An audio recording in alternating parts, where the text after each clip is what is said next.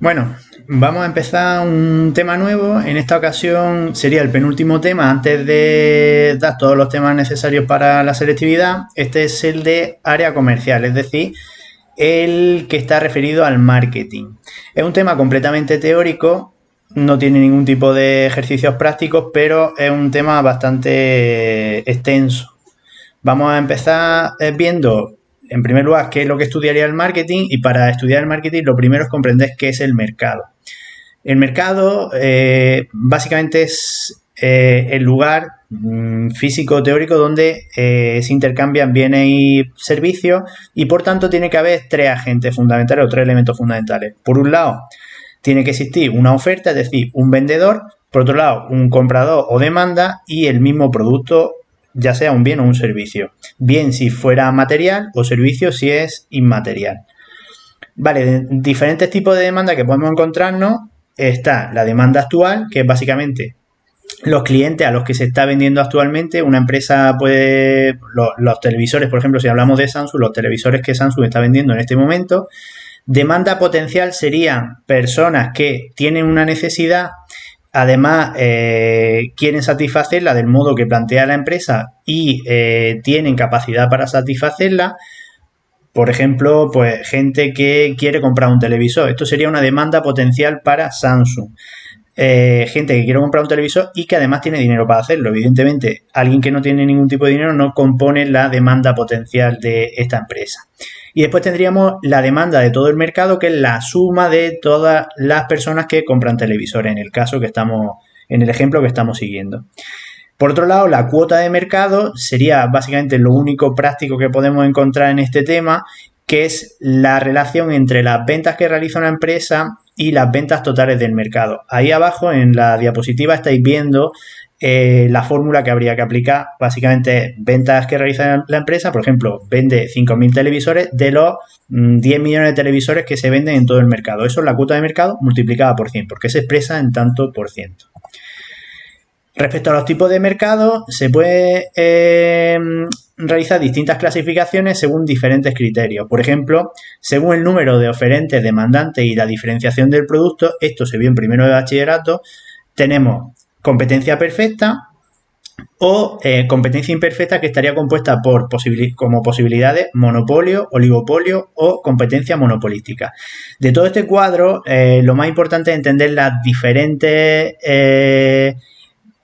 los diferentes elementos que tiene, que hacen que un mercado pase a ser de un tipo o de otro. Por ejemplo, la competencia perfecta. Para que sea competencia perfecta tiene que haber muchos oferentes y muchos demandantes. Además, el producto tiene que ser homogéneo. Por ejemplo, la sal, no hay manera de diferenciar entre la sal de la marca Ibarra y la sal de la marca yo que sé qué, ¿vale? Además, no existen barreras de entrada, es decir, todo el mundo podría entrar en este mercado de una forma sencilla, ni barreras de salida.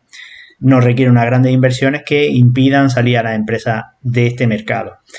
El grado de competencia es máximo, es total; la influencia sobre los precios es nula, etcétera. Vale, ahora, ¿cómo diferenciamos esto sería competencia perfecta, respecto a los otros tipos? La competencia imperfecta se da cuando cualquiera de los elementos que he enunciado no se cumple. Dependiendo de cuál sea el que no se cumpla, hablaremos de monopolio, oligopolio o competencia monopolística. Por ejemplo, en el monopolio solo existe un único oferente, por tanto tiene mucha capacidad de influir en los precios. En el oligopolio es parecido, solo que en vez de solo haber un oferente, hay pocos oferentes. Y esto les permite también tener una gran influencia en los precios si se ponen de acuerdo. Eso sería un oligopolio colusivo. Si no se ponen de acuerdo, se parece bastante a la competencia perfecta. Y la competencia monopolística es una situación en la que sí que hay muchos oferentes y muchos demandantes, pero la característica fundamental es que el producto sí que se puede diferenciar. De hecho, este es el caso más habitual en la actualidad. Por ejemplo, los móviles. Sí que podemos diferenciar entre distintos modelos de móviles y eso les permite tener cierta influencia en los precios. Por eso no pagamos lo mismo por un iPhone último modelo que por uno ZTE marca china, ¿vale? Otro tipo de mercado o otros criterios para clasificar los mercados sería, según las posibilidades de expansión, tenemos mercado actual, serían los consumidores a los que la empresa está vendiendo en este momento; potencial, el máximo teórico que podría alcanzar la empresa; y tendencial, es decir, lo que se espera o los consumidores que se espera que alcance este mercado en el futuro. Por ejemplo, se espera que el consumo de productos healthy pues crezca mucho en los próximos años. Ese sería el mercado tendencial. Según el motivo de compra, diferenciamos entre mercados de consumo, cuando se destina la compra al consumo, a la satisfacción final de la necesidad. Por ejemplo, si yo me compro una bolsa de patatas para comérmela, eso sería mercado de consumo. Mientras que mercado industrial es si se compran bienes para generar otros bienes. Por ejemplo, una herramienta que permite producir otras cosas. Evidentemente, un bien puede ser de consumo o industrial en función de la utilidad que se le vaya a dar. Después tenemos, según la libertad de funcionamiento, mercados libres, no tienen ningún tipo de restricción para su operativa, y mercado intervenido. Sí que hay ciertas restricciones. Por ejemplo, especialmente ahora con el tema del coronavirus, hay muchos mercados intervenidos. Véase precios de las mascarillas que se venden en la farmacia, eso está intervenido para que no fluctúen los precios demasiado y haya un control sobre las ventas. Y por último, según el área geográfica donde opere la empresa, diferenciamos entre mercados locales, regionales, nacionales o internacionales en función de la expansión que estemos considerando. Ahora ya vamos a empezar a entrar en, una vez definido qué es la demanda, el mercado y qué tipo de mercados existen, vamos a empezar a entrar en lo que es la función comercial o el marketing propiamente dicho. ¿Y el marketing qué es lo que busca? Básicamente detectar una necesidad. Normalmente cuando alguien tiene una carencia de algo surge una necesidad, y entonces el marketing trata de identificar esa necesidad, orientar dentro de las posibilidades que tiene el individuo para satisfacer esta necesidad. Por ejemplo, yo tengo hambre, eso sería mi necesidad. Mi deseo es, puedo satisfacer la necesidad de varias formas. Puedo comer una hamburguesa, puedo comer una pizza, puedo comer una ensalada. Entonces, el marketing tiene que orientarte busca orientarte hacia que compre o satisfaga la necesidad de la manera que la empresa está desarrollando. Y por último, la demanda o la propia demanda sería cuando ya se genera el intercambio y el individuo vuelve a estar en una situación de equilibrio, una situación tranquila hasta que surge una nueva carencia. ¿Cómo ha evolucionado el marketing o el planteamiento del marketing durante los últimos años? Bueno, aquí veis un gráfico donde se observa los distintos cambios en el planteamiento del marketing desde 1800 hasta la actualidad. Básicamente se pueden diferenciar 4 etapas. A veces se diferencian 5, pero bueno, yo aquí he puesto 4 que creo que son suficientes. La primera etapa sería la orientada al producto, donde la demanda es mucho más alta que la oferta. Esto ocurría entre 1800 y 1930. Y como la demanda superaba tan ampliamente a la oferta, los productores no tenían que preocuparse mucho sobre el diseño del producto, etcétera, sino producir los productos de la forma menos costosa posible. Por tanto, el marketing tenía aquí mucha menos importancia, y sí que tenía mucho más importancia los procesos productivos, cómo organizar el proceso productivo, etcétera.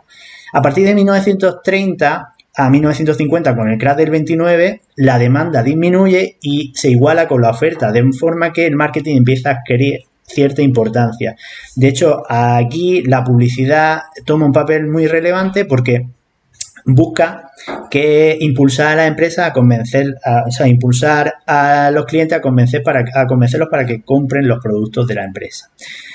Ya a partir de 1950 a los 60, incluso 80, empieza a nacer propiamente el marketing, donde ya hay más oferta que demanda. Entonces las empresas deben de preocuparse para convencer a los clientes de que su producto es el mejor, y para ello deben de identificar previamente las necesidades de los consumidores.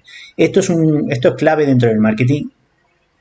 Cuando se identifican las necesidades, cuando propiamente se puede hablar de marketing como actualmente lo conocemos.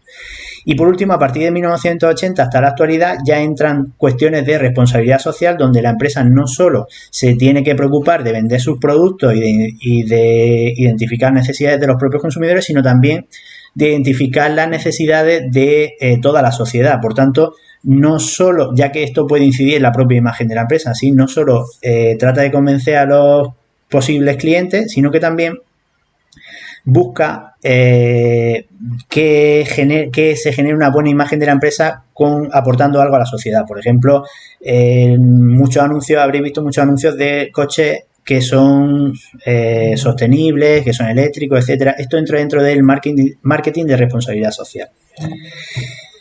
Ahora, ¿cómo se ejecuta este marketing o esta área comercial dentro de la empresa? Pues primero se elabora un plan de marketing que básicamente se diferencia dos partes: marketing estratégico y marketing operativo. El marketing estratégico básicamente busca analizar y detectar las necesidades de los consumidores y generar una estrategia para satisfacer estas necesidades. Y el marketing operativo, una vez que ya se ha establecido un plan, una estrategia, el marketing operativo es el que establece cómo actuar con esa estrategia, es decir, cómo llevar a cabo esa estrategia. Empezamos con el marketing estratégico. La etapa sería primero análisis de la empresa y del mercado. Aquí una herramienta clave es la matriz DAFO, que ya la hemos visto en anteriores unidades, ya que permite observar tanto a nivel externo como a nivel interno aspectos positivos y negativos de la empresa. Así, debilidades y fortalezas estaríamos hablando dentro del análisis interno, y amenazas y oportunidades el análisis externo. Una vez que se identifican estas cuestiones, generando la matriz DAFO, se fijan los objetivos. Estos objetivos deben de ser SMART, es decir, específicos, medibles, alcanzables, realistas y que duren un tiempo. Y por último se formula la estrategia. Y esta estrategia básicamente podemos diferenciar dos decisiones vitales dentro del marketing: la segmentación y el posicionamiento. Segmentación significa dividir el mercado en grupos con características homogéneas para poder incidir en esos grupos de una forma mucho más acertada. Y el posicionamiento sería el lugar que ocupa nuestra empresa o nuestra marca en la mente de los clientes. Lo veremos con más detenimiento un poco más adelante. Y ya ahora, una vez que ya hemos establecido las estrategias que vamos a seguir, el marketing operativo se ocupa de llevarlas a cabo. Básicamente a través de las 4 P del marketing, lo que se denomina el marketing mix, que también lo trataremos más detenidamente adelante porque iremos viendo cada uno de estos elementos del marketing mix poco a poco. Pero bueno, estas 4 P serían producto, por un lado, precio, comunicación, que en inglés es promoción, por eso es otra P, y distribución, que en inglés es placement, por eso es otra P, ¿vale? Se realizan proyecciones financieras, es decir, cuántos ingresos y gastos van a generar nuestras acciones de marketing, y un control, evidentemente, para ver si se está llevando a cabo adecuadamente esto. Vale. El paso primero sería realizar una investigación de mercado. Una vez que se ha hecho el DAFO, la investigación de mercado permite comprobar necesidades que están surgiendo en el mercado para actuar de la forma más adecuada respecto a ellas. Y esto tiene una serie de pasos. Primero sería definir el problema, es decir, qué consideramos que puede ser una necesidad en el mercado. Definimos el propio problema. Después planeamos la investigación, se recolecta la información, se analiza esa información y por último se presentan los resultados a los agentes decisores, normalmente los administrativos de la empresa, o sea, los administradores de la empresa, perdón. Dentro de la planeación de la investigación es fundamental destacar dos elementos. Primero, las fuentes de investigación. Los datos pueden ser tanto secundarios como primarios. Secundarios si ya están elaborados y no necesariamente se han hecho para esta investigación de mercado. Por ejemplo, si se toman datos de la contabilidad previa de la empresa o cuestiones así que ya estaban elaboradas, esos serían datos secundarios. Y datos primarios cuando se ejecuta una propia investigación para analizar el problema que se está planteando. Dentro de estos datos primarios existen distintos métodos de investigación de información primaria, tanto cualitativa como cuantitativa, entre las que podemos destacar la encuesta. Todo el mundo sabemos lo que son las encuestas, que pueden ser por correo, telefónico, vía web, personal, etcétera. Después tenemos investigaciones por observación. Se trata de observar cómo actúan los consumidores en su medio de compra. Por ejemplo, hay alguien que está observando cómo compramos en el supermercado, de una forma más o menos sutil y entonces puede observar el comportamiento de compra. Investigación experimental, no sé si habéis visto alguna vez los anuncios estos de la Coca-Cola con el vaso tapado y la Pepsi también, y entonces prueban los dos y ven cuál les gusta más. Esto sería investigación experimental, por ejemplo. Etnográfica, focus group, bueno, ahí veis algunos elementos, o sea, algunas técnicas.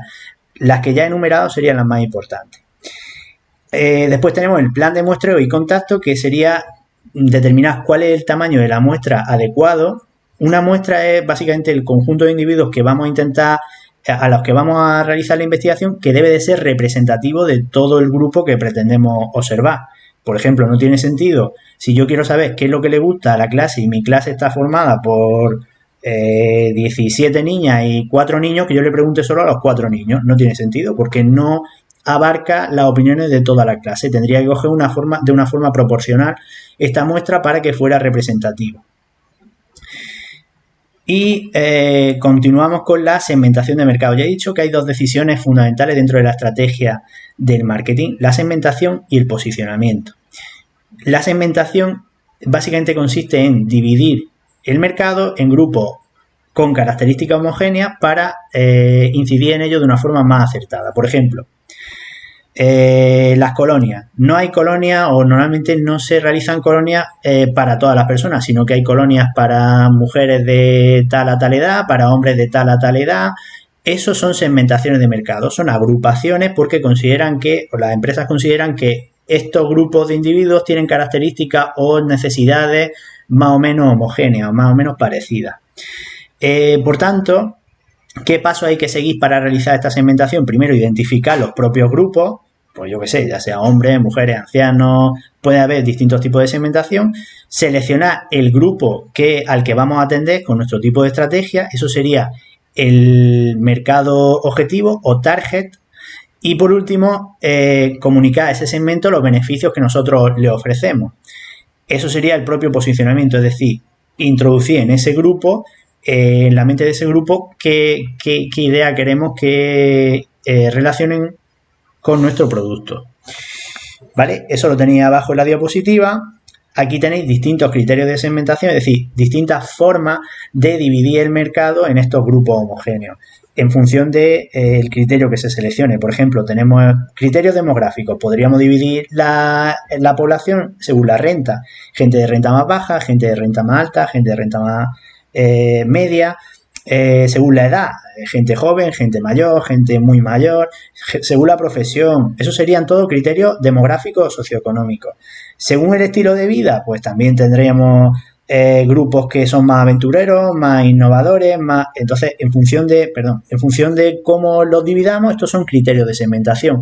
La pregunta de selectividad, pues muchas veces preguntan, determine distintos criterios de segmentación para un producto, el que sea. Y entonces tenéis que establecer criterios de segmentación para ese producto. Una vez que habéis seleccionado vuestra segmentación, habéis visto los grupos que componen vuestro mercado, podéis elegir distintas estrategias con las que actuar en esos grupos. Así identificamos 3 tipos. Estrategia indiferenciada, es decir, tratamos a todo el mundo por igual.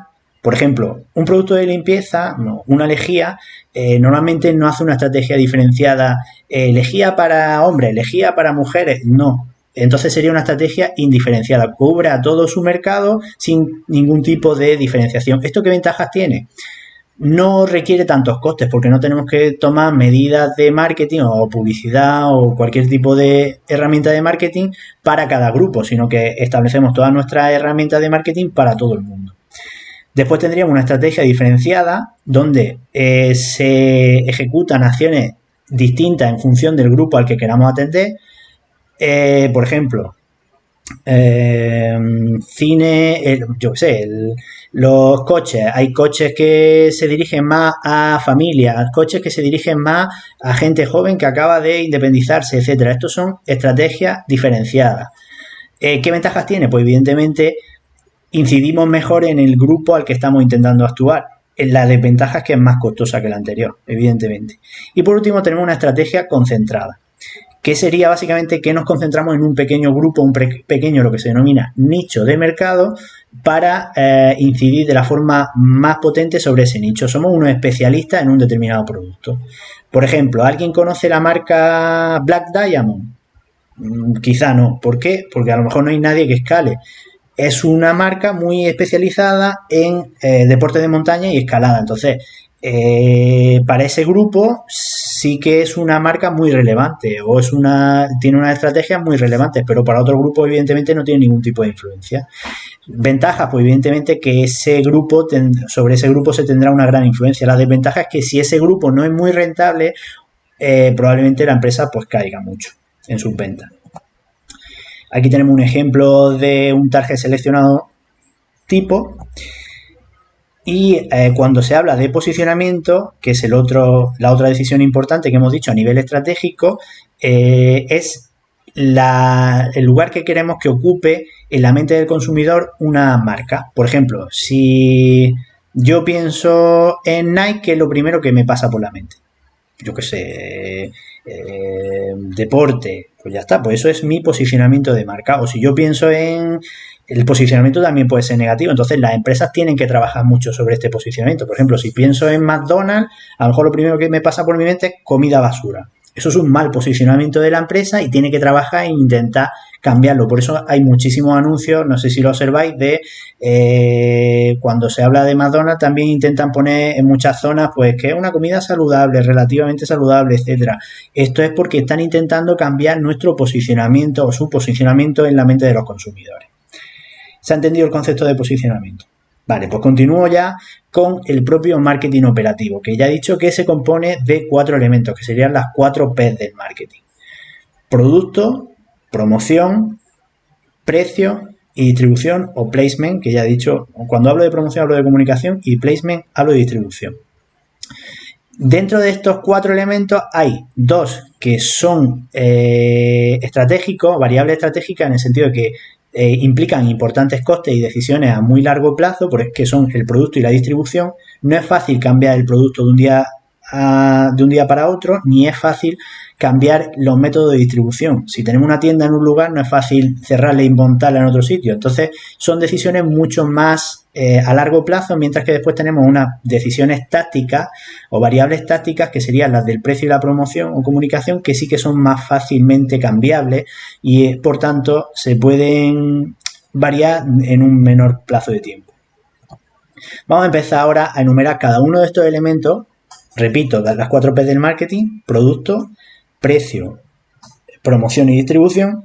Voy a empezar a enumerarlas y a ver qué componentes o qué elementos y estrategias tiene cada uno poco a poco. Todo esto, evidentemente, puede entrar en selectividad de forma más pormenorizada. Os podrían preguntar, hable usted qué consiste el producto dentro del punto de vista del área comercial. Y entonces tendréis que hablar de lo que vamos a hablar a continuación. Empezamos por el producto. Bueno, ¿qué es el producto? El producto, ya he dicho que será el propio bien, si es en el caso físico, o servicio en el caso inmaterial, que satisface una necesidad del consumidor. Por tanto, es un elemento fundamental dentro de la empresa, ya que es lo que propiamente se va a vender. La empresa, además, hay que diferenciar entre gama de productos o cartera de productos, que es el conjunto de productos que vende la empresa, línea de productos, que son productos que están agrupados, son parecidos. Por ejemplo, gama de productos de Sony, pues son todos productos electrónicos, pero línea de productos puede ser productos de sonido, productos de imagen, productos de no sé qué. Entonces son agrupaciones, esos son líneas de productos, y dentro y todas las líneas es lo que componen la cartera o gama de productos. Bien, las decisiones a tomar son, evidentemente, atributos del producto, color, forma, calidad, todo esto son elementos que van a influir, tienen una gran influencia sobre el consumidor. La marca. La marca se compone de 2 elementos. El propio nombre de la empresa, que normalmente se busca que sea un nombre que es fácil de recordar, que no sea complejo. Por ejemplo, Schweppes al principio tenía grandes dificultades como empresa porque la gente no sabía pronunciar esa palabra. Era una palabra que, si la veis escrita, es muy compleja. Entonces, en castellano, en Alemania a lo mejor no es tan complicado. Entonces, Esto es importante, que la empresa decida cómo va a nombrar su marca o su producto. No sé si sabéis la anécdota de el Suzuki Montero, al principio aquí en España se llamaba Suzuki Pajero. Evidentemente Suzuki Pajero pues tiene connotaciones bastante negativas en España y por tanto cambiaron el nombre del producto. Y el símbolo sería el logotipo, es decir, la forma que aparece allí. Dentro de las marcas, las empresas pueden elegir tres tipos de estrategias. De marca única, es decir, vendemos todos nuestros productos bajo el mismo logotipo y el mismo nombre. Por ejemplo, Apple pues vende todos sus productos bajo su nomenclatura Apple, pero tiene cosas positivas y es que todos sus productos se asocian a esa calidad, y tiene un aspecto negativo, es que si algún producto de su marca genera problemas, eso se transmite a toda la marca. Después tendríamos una estrategia de marcas múltiples donde se utilizan distintas marcas para productos diferentes. Es, por ejemplo, el ejemplo de Unilever, que tiene pues marcas Hellmann's, Flora, Bertoni, DAF, todo esto son marcas de la misma empresa y utilizan una marca distinta para cada producto.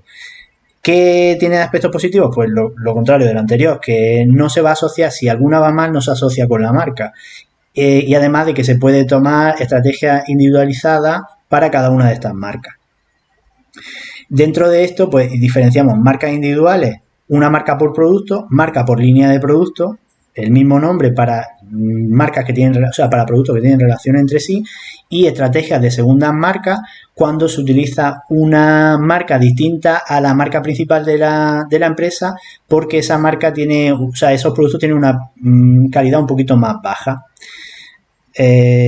Seguimos y la última estrategia de marca sería de marca blanca o del distribuidor, donde aquí es el distribuidor el que establece su propia marca, no el producto. Por ejemplo, Hacendado, Carrefour, Eroski, básicamente lo que hacen es poner su etiquetado y su empaquetamiento como distribuidor, aunque el producto lo está generando otro fabricante.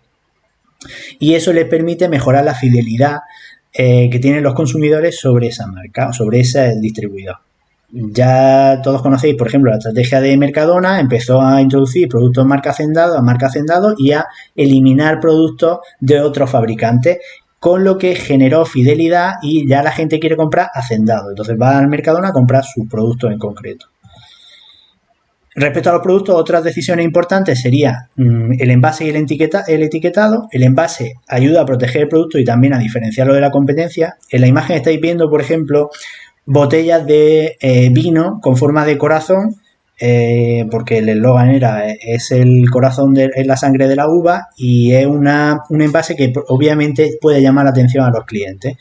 Y el etiquetado permite transmitir una información muy valiosa, tanto de la marca como el modo de empleo, características del producto, etcétera. Y por último, otros servicios asociados con el producto pues serían servicios postventa, instalación, garantía, etcétera. Una vez que hemos terminado con la primera P de las 4 P del marketing mix, vamos a la segunda P, que sería, bueno, perdón, no he terminado, quedaba el ciclo de vida del producto, fundamental. Esto cae mucho en selectividad y estoy todavía en producto. El ciclo de vida del producto nos muestra la evolución de los productos, tanto en sus ventas como en sus beneficios, conforme van pasando el tiempo. Normalmente los productos siguen 4 fases a lo largo de su vida, que son las que estáis vislumbrando abajo en la diapositiva en esta gráfica. Esas fases son introducción, crecimiento, madurez y declive. ¿Y qué diferencia hay en cada una de estas fases? Bueno, en una fase de introducción el producto todavía no se conoce mucho. Entonces, las ventas pues son relativamente bajas y normalmente los beneficios son incluso negativos, porque como el producto todavía no se conoce y se ha hecho una fuerte inversión en la generación de este producto, estamos en una fase introductoria, pues no hay grandes beneficios. Yo en la gráfica que estáis viendo abajo he puesto como ejemplo redes sociales. Entonces, una fase introductoria de una red social, por ejemplo, ahora mismo sería Qcun, que es una red social que he buscado y que casi nadie conoce y que está a nivel introductorio y se supone que es para fomentar el compartir información entre familias. Entonces sería una fase introductoria.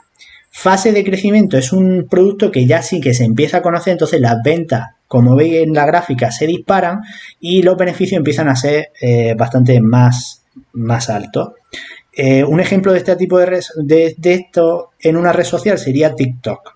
No sé si estáis viendo que cada vez más se utiliza TikTok, esto está creciendo, esto sería una fase de crecimiento del producto. Una fase de madurez sería ya cuando las ventas o el uso se estabiliza y evidentemente también los beneficios se estabilizan. ¿Por qué ocurre esto? Porque ya la gente, o sea, la competencia, conoce este mecanismo y empiezan a generarse más productos similares. Viendo que hay potenciales beneficios, pues surge más competencia, a la vez más competencia se reparte más el mercado, por tanto los beneficios y las ventas se estabilizan. Un ejemplo de red social que estaría en una fase de madurez, Facebook, por ejemplo.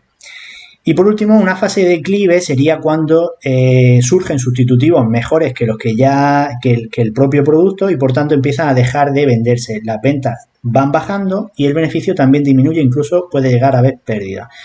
Un ejemplo, he utilizado Twenty, que era una red social que antes se utilizaba, hubo una época que se utilizaba mucho y ahora ya casi nadie la usa, y en ese momento la empresa toma dos decisiones, o sea, dos posibilidades. O salir del mercado, es decir, abandonar ya este producto. En ese caso es muy importante elegir cuándo abandonarlo para no sufrir grandes pérdidas. O la otra alternativa sería mejorar el producto, es decir, cambiar las características del producto para que vuelva a una fase anterior del ciclo y por tanto vuelva a tener tanto ventas como beneficios mayores de los que está teniendo. Ahora sí, ya he terminado con el primer elemento del marketing mix, que sería el producto, y vamos al segundo elemento, que sería el precio. Bueno, el precio es una variable fundamental del marketing mix, ya que es la única que va a generar ingresos y además tiene una gran influencia a corto plazo en los consumidores. Por tanto, en el posicionamiento y también en el posicionamiento que tiene la empresa. Si quisiéramos vender un Ferrari a 5.000 euros, no tendría el mismo posicionamiento como marca que a los precios que se venden. ¿Cómo se fijan los precios? Bueno, pues hay distintas alternativas para elegir qué precio fijar por parte de una empresa. Entonces, ahí estáis viendo algunas. En función del coste se calculan los costes de la empresa y una vez que se han calculado los costes, se establece un margen sobre esos costes. En función de la demanda es observando el comportamiento de la demanda y la elasticidad de la demanda. Estos son elementos que en teoría habéis tratado en primero de bachillerato. La elasticidad de la demanda es la sensibilidad de los consumidores a los cambios en el precio. Entonces, si sube mucho el precio, o sea, si sube un poco el precio y yo dejo de comprarlo, estamos hablando de un producto con una elasticidad demanda muy alta. En cambio, si el precio sube y yo sigo comprándolo tranquilamente, es un producto con una elasticidad precio-demanda bastante más baja. En función de eso, de que conozcamos la elasticidad, la empresa podrá actuar. Por ejemplo, si sabemos que nuestro producto tiene una elasticidad precio-demanda baja, sabemos que podemos subir el precio. Y además, si sabemos el comportamiento de los consumidores, o sea, de la demanda de los consumidores, pues podremos establecer incluso una segmentación con bajo precio. Por ejemplo, la venta de entrada de avión, me he puesto ahí, pero realmente billetes de avión. Si veis los precios, el producto puede ser el mismo, el viaje a no sé dónde. Sin embargo, los precios cambian. Si yo me espero a última hora, mis precios son más altos. ¿Por qué? Porque se supone que normalmente son consumidores que tienen algún tipo de emergencia y tienen que viajar en esa fecha. Entonces, son menos elásticos su comportamiento al precio. En cambio, si yo lo compro con 5 meses vista, la empresa asume que yo tengo más o menos claro que tengo cierta flexibilidad en decidir cuándo poner mi fecha, podría moverla un poco, etcétera, y por tanto los precios pueden ser más bajos. Estos son precios distintos para un mismo bien. ¿Por qué? Porque tienen distintos tipos de demanda. En función de la competencia hay tres alternativas: o poner un precio mayor que la competencia. Evidentemente ahí estamos diciendo que nuestro producto es mejor que la competencia y tenemos que demostrarlo. Poner un precio inferior a la competencia, aunque la calidad puede ser inferior, también eso puede atraer a los consumidores. Por ejemplo, Ryanair sería una empresa que utiliza una estrategia de precios menores que la competencia. Y por último, mismo precio de la competencia. Seguimos un comportamiento similar al de nuestra competencia, para intentar no entrar en una guerra de precios, porque evidentemente si empezamos a subir o bajar los precios, los competidores reaccionarán y esto es lo que se denomina guerra de precios. Y por último, estrategias con nuevos productos. Destacad que tenemos dos tipos de estrategias cuando introducimos un nuevo producto. respecto a los precios. Penetración, que sería poner un precio muy bajo al principio para acceder al mercado rápidamente con un producto nuevo. Son ejemplos, pues yo qué sé, productos como todos los que veis en AliExpress, esos son productos que siguen una estrategia de penetración, y estrategia de descremado justo la contraria. Se pone al principio un precio muy elevado para acceder a aquellos consumidores que, aunque que quieren gastar una gran parte de su renta en ese producto porque son los más pioneros, los que desean adquirir el producto los primeros. Por ejemplo, pasa mucho con la videoconsola. Nada más que sale el producto, la videoconsola, el precio es muy alto. Y luego, cuando ya empiezan a no acceder a los consumidores de esas rentas o que quieren gastar esas rentas, empiezan a bajar el precio y empiezan, por lo tanto, a descremar el precio. Por eso se llama estrategia de descremado. Vamos ya a la tercera P del marketing mix, que sería la relacionada con la promoción o comunicación. Básicamente busca la comunicación dentro del marketing, busca tres acciones: informar sobre el producto, persuadir a los consumidores y recordar que el producto está ahí. Y para ello utiliza una serie de herramientas que es lo que compone lo que se llama mix de comunicación. El mix de comunicación son todos los elementos que están relacionados con la comunicación de la empresa, pero aquí he destacado las más relevantes. Por un lado tenemos la publicidad. Todo el mundo sabemos lo que es la publicidad, los anuncios, que los podéis ver por televisión, por internet, por radio, etcétera.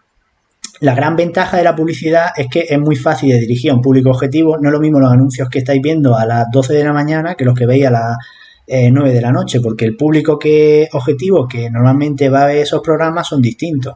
Entonces es fácil dirigirlo y además se abarca un gran público. El gran inconveniente es que normalmente es un medio caro. Después tenemos la promoción en venta, que sería, pues, por ejemplo, un 2x1. Es una herramienta del mix de comunicación que incide en el consumidor de una forma muy rápida. El problema es que no es duradera en el tiempo. No se puede permanecer una promoción eternamente, porque entonces pierde su eficacia. Si todos sabemos que hay, precios más bajos en Telepizza durante los domingos, todos los domingos, pues entonces, todos los domingos no, todos los días, pues entonces pierde su eficacia, ya no es precio más bajo, es el precio habitual del producto. Después tendríamos la venta personal, que es los propios agentes que intervienen en el proceso de compra del consumidor, es decir, los trabajadores. ¿Qué importancia tienen? Pues que al tener un contacto último con el consumidor, tiene una gran influencia sobre él. Y por tanto es muy importante que la empresa controle la formación que tienen estos trabajadores. El inconveniente fundamental es que esta formación pues tiene un gran coste y además que es difícil o tiene una baja flexibilidad. No es fácil despedir o contratar gente en función de las ventas que estemos estimando.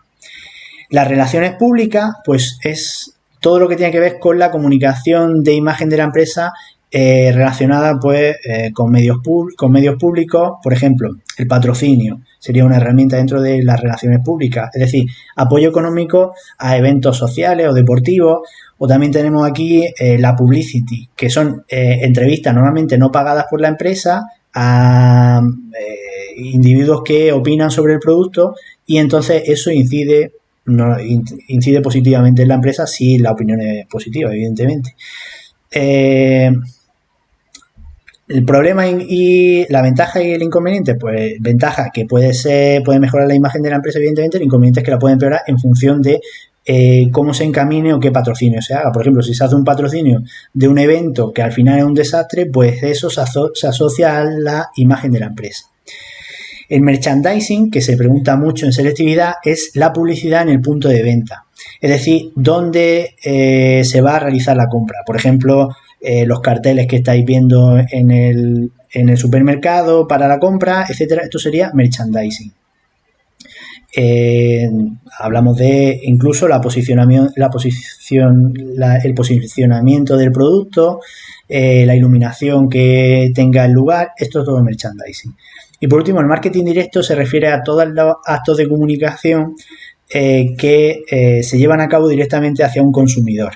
teniendo en cuenta las características de este consumidor. Se tratará más adelante, ya finalizando esta presentación, cuando hablemos de las nuevas tecnologías. Este cuadro básicamente resume lo que acabo de comentar. Y ahora ya vamos con la siguiente P. Ya estamos hablando de la tercera, placement, que sería en español distribución. Bueno, la distribución hace referencia a cómo el producto llega desde el fabricante hasta el consumidor final. Y la distribución genera tres tipos de utilidades: de cantidad, de tiempo y de lugar.